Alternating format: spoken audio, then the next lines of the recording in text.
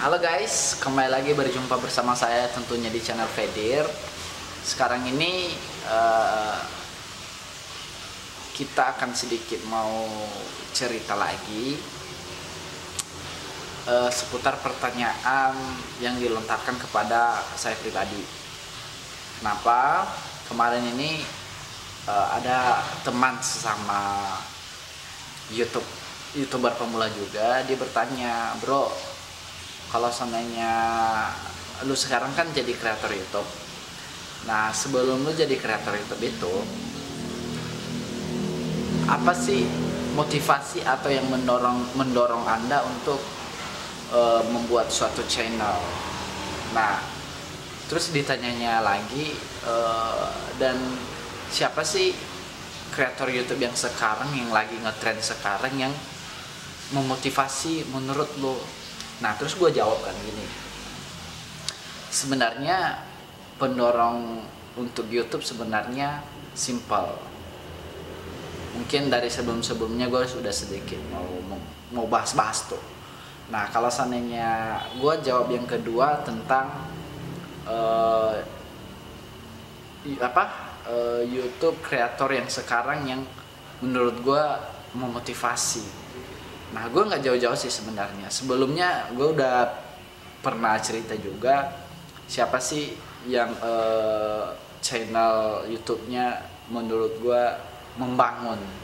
Nah, kalau seandainya kita lihat, gue nggak bilang yang lain itu buruk, jelek, dan sebagainya. Yang lain itu semuanya baik. Tapi pasti setiap orang-orang punya penilaian tersendiri dan punya idola tersendiri. Nah, gue kayak gitu juga nih guys. Nah, kalau seandainya gue ditanya kayak gitu, mengidolakan siapa? Ya gue jelas-jelas sebenarnya banyak yang gue idolakan itu, mulai dari motivator, dari segala macam lah. Tapi gue ambil salah satu contoh yang lagi ngetren sekarang, yaitu Kak Baim Wong. Kenapa gue bilang channelnya sangat termotivasi? Kalau seandainya kita lihat background kayak Kak Baim Wong ini kan dia artis, aktor, dan udah terkenal lah sebelumnya. Sebelum dia buat channel YouTube, dia udah, ya bisa dibilang udah kaya, udah terkenal, udah dikenal banyak orang. Tapi setelah dia buat channel YouTube, gue sedikit merasa terharu dan merasa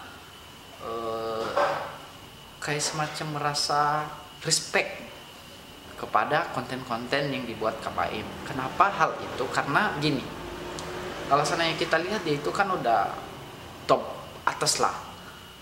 Tapi kalau seandainya kita lihat di kontennya itu, dia masih suka berbagi, masih suka samperin orang-orang yang mungkin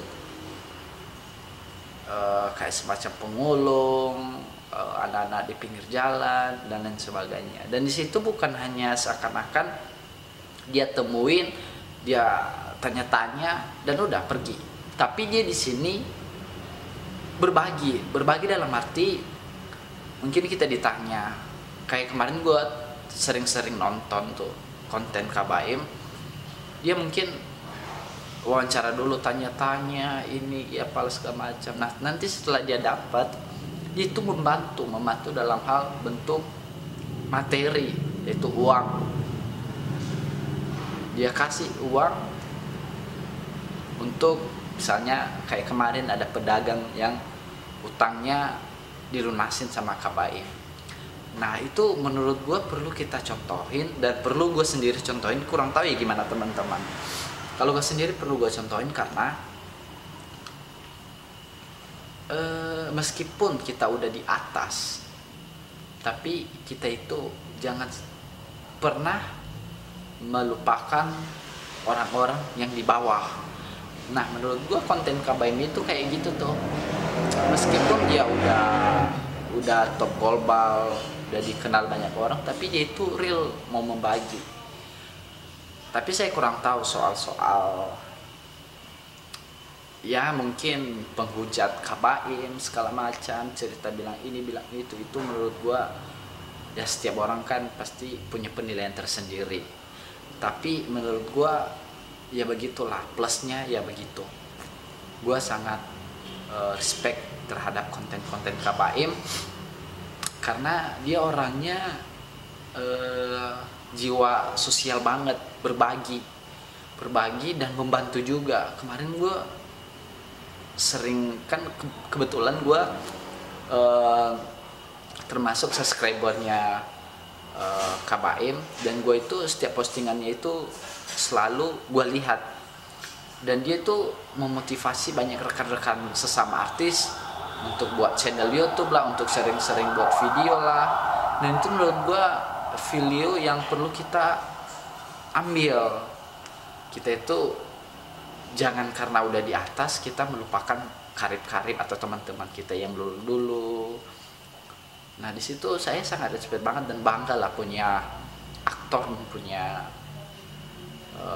artis kayak Kak Baim. Dan mungkin saya udah bahas sebelumnya, tapi ini sekilas saja mengapa saya sangat termotivasi dengan Kak Baim.